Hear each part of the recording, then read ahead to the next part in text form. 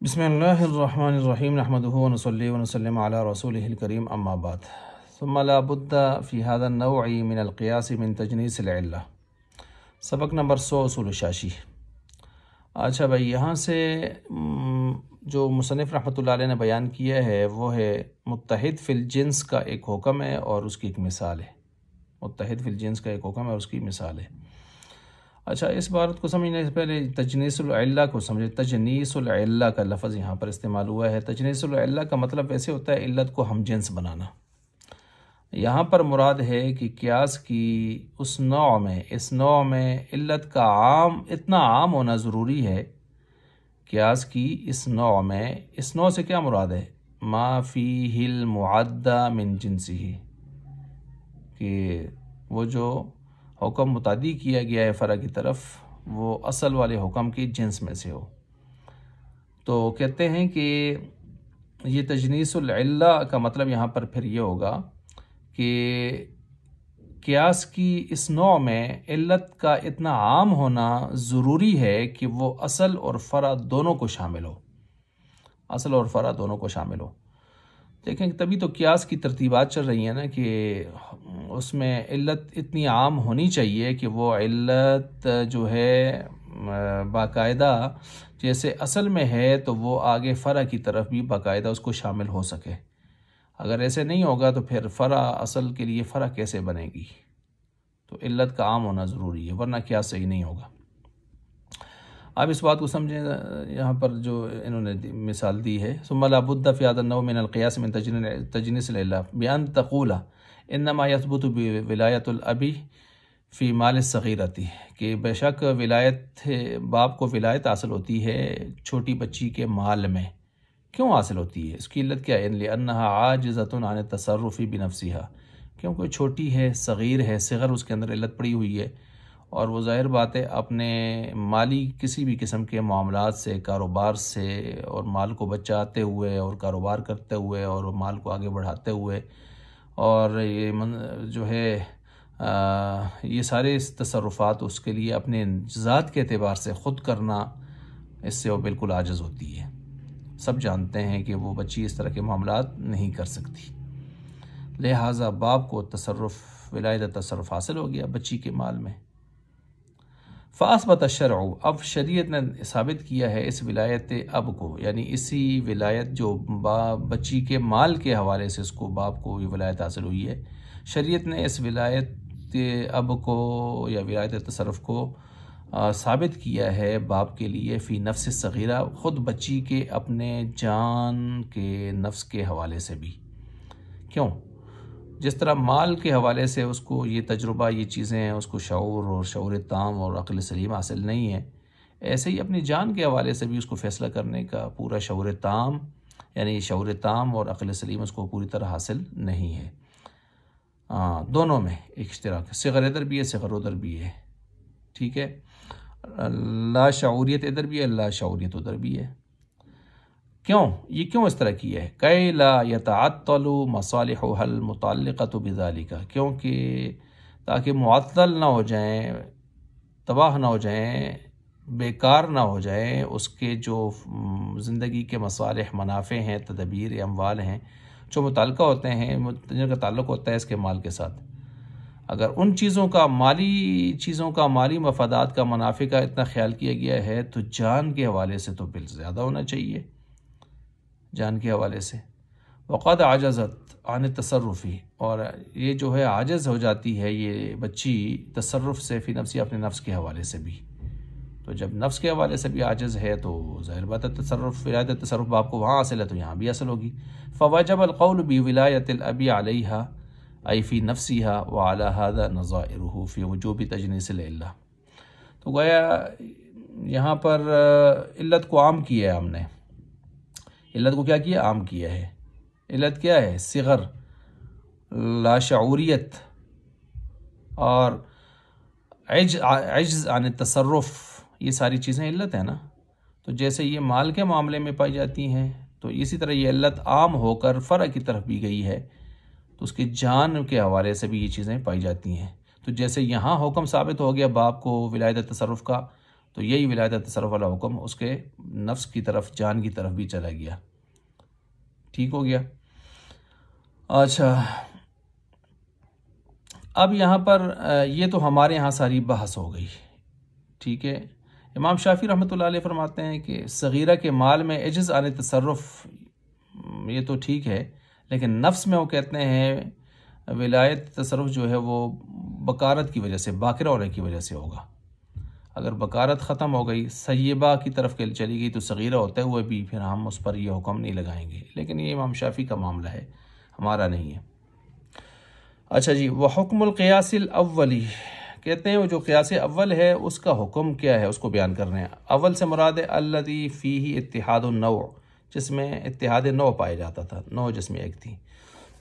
اتحاد نوع کون سا ہے؟ وہ پہلا والا، یعنی قیاس کی پہلی قسم جو بیان ہوئی ہے.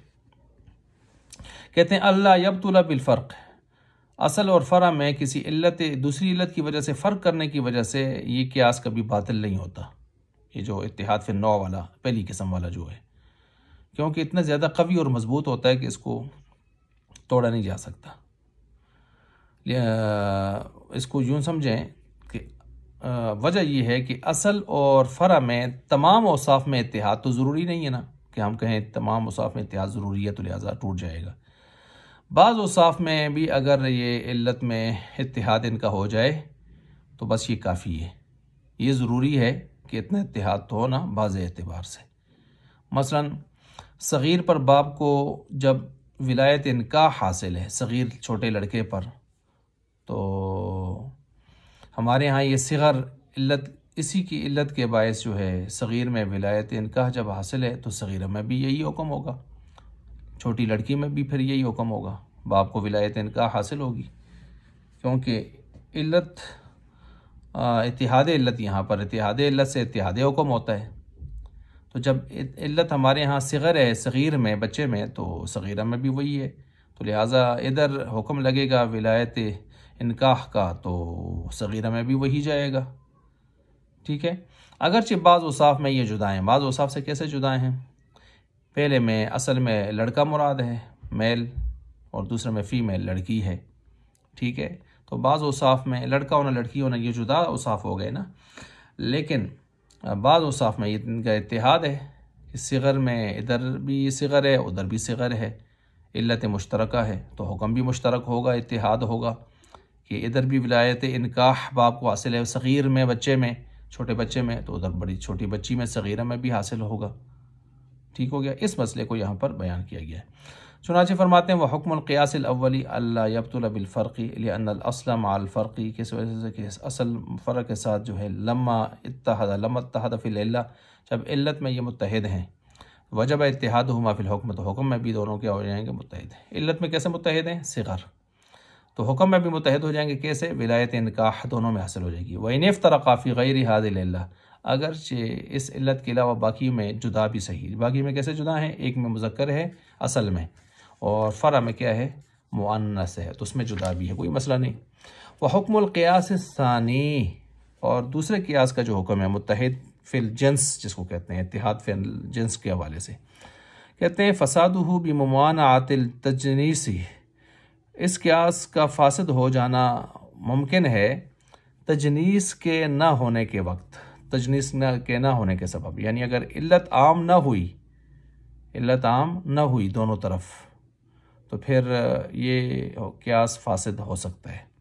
والفرق الخاص، فرق خاص یہاں پر وہوا بیان ان تاثیر الصغر فی ولایت التصرفی. بس آپ اس کو یوں سمجھیں کہ اگر کوئی تجنیس علت کا انکار کر دے نا معترض، اور وہ کہہ دے کہ بھائی میں نہیں مانتا کہ علت یہاں پر عام ہے، اصل میں بھی ہے اور فرع کی طرف بھی جا رہی ہے، علت عام نہیں مانتا، یا اصل فرع کے درمیان میں کوئی خاص فرق بیان کر دے، تو پھر قیاس یہ باطل بھی ہو سکتا ہے، یہ قیاس باطل ہو جائے گا. یہ دوسرا اتحاد فی الجنس والا قیاس ہے، یہ کوئی اس کے پہلے کے مقابلے میں کمزور ہوا، پہلے کے مقابلے میں کیا وہ کمزور ہوا. اب مثلا اس کی آپ یوں تشریح لیں کہ کوئی فرق بیان کرتے ہیں، مثلا کہتے ہیں صغیرہ کے مال میں جو تصرف بوجہ صغر کے وہ تو زیادہ پر اثر ہے اور زیادہ مطلب یہ ہے کہ دل کو لگنے والا ہے بنسبت اس کی ذات کے حوالے سے ولایت کو، کہ وہ اس میں ولایت تصرف ذرا کم درجے کی ہے۔ اس بات کو یوں سمجھیں کہ مثلا کوئی یہ کہتا ہے جی دیکھیں جی صغیرہ کے مال میں تو تب آپ کو ولایت حاصل ہے نا، ولایت تصرف، کہ صغیرہ جو ہے وہ اپنے مال کو بچا بھی نہیں سکتی، بڑھا بھی نہیں سکتی، اور اگر اسی مال کو خرچ کرتی رہے گی تو سارا ختم ہو جائے گا ایک دن، اور اگر کاروبار کرنے پہ آئے تو کاروبار کا بالکل اس کو شعور ہی نہیں ہے، نہ ہی وہ میدان کے لیے ہے کہ وہ گھر کی چیز ہے، چار دیواری کی چیز ہے، اور اس کو شعور تام اور عقل سلیم بھی نہیں ہے، اور ضروریات اس کے ساتھ رات دن کی لگی ہوئی ہیں، ان سے تو کوئی مبرہ منزہ نہیں ہے، تو پھر یہ کس طرح اپنا زندگی کا گزران چلائے؟ تو اس میں تو پکی محتاج ہو گئی ہے باپ کی، تو پھر باپ کو ولایت تصرف اس کے مال میں حاصل ہونا چاہیے تاکہ اس کا مال بچے بھی، بڑھے بھی، اور اس کی ضروریات بھی پوری ہوں۔ لیکن آپ اس کو لے کے چلیں آگے اس کے جان کی طرف، تو وہ اس درجے کی احتیاج نہیں ہے، اس درجے کی احتیاج اور ضرورت کیسے نہیں ہے؟ مثلا صغیرہ اس کو شہوت ہی نہیں ہے تو اس کو نکاح کی کیا ضرورت ہو بھائی، کہ آپ اس کے جان کے حوالے سے بھی تصرف کا پورا حق دے دیں، جیسے مال کے حوالے سے ولایت تصرف کا حق باپ کو دی ہے۔ تو ابھی تو وہ بالغ ہی نہیں ہے، شہوت ہی نہیں ہے اس میں، تو اس کو نکاح کی ضرورت ہی نہیں ہے، نکاح کی ضرورت نہیں ہے تو پھر اس درجے کی احتیاج اور ضرورت نہ ہوئی، اور نہ ہی پھر اس درجے کا باپ کو تصرف اور وہ ولایت تصرف حاصل ہوا اس طرح کا۔ تو یہ دونوں میں فرق کرنا چاہیے۔ اب دیکھیں اگر کوئی معترض اٹھ کے اس طرح کا فرق کرتا ہے تو اس فرق کرنے کی وجہ سے یہ پھر ہم قیاس اگر کریں گے پھر بھی تو یہ قیاس مال فارق نظر آئے گا اور قیاس فاسد ہوگا، اس لیے کہ جو ضرورت مال کے حوالے سے بچی کو حاصل ہے باپ کی طرف احتیاج، وہ اپنی جان کے حوالے سے وقتی طور پر نہیں ہے۔ تو جب وقتی طور پر اس درجے کی ضرورت نہیں پائی جاتی جان میں مال کی طرح، تو پھر یہ کیسے آپ دونوں کو قیاس کریں گے اور فرق کو یعنی جان کو قیاس کرتے ہوئے اصل پر لے کے جائیں گے جبکہ فرق کمزور درجے کی ہے؟ صحیح ہو گیا؟ تو گویا یہ قیاس فاسد ہو جانا ممکن ہے۔ اب یہاں پر علت پورے درجے کی نہیں پائی جا رہی، اصل میں علت تام درجے کی پائی جا رہی ہے اور فرع میں علت انتہائی کمزور درجے کی پائی جا رہی ہے۔ سمجھ گئے بات کو؟ یہ ہے یہاں پر اس چیز کو بیان کیا، وحکم القیاس ثانی فسادہ بممانعۃ التجنیس والفرق الخاص وهو بیان ان تاثیر الصغر فی ولایت التصرف فی المال فوق تاثیرہ فی ولایت التصرف فی النفس، یعنی اس تاثیر سے اوپر ہے جو تاثیر ولایت التصرف فی النفس میں پائی جاتی ہے۔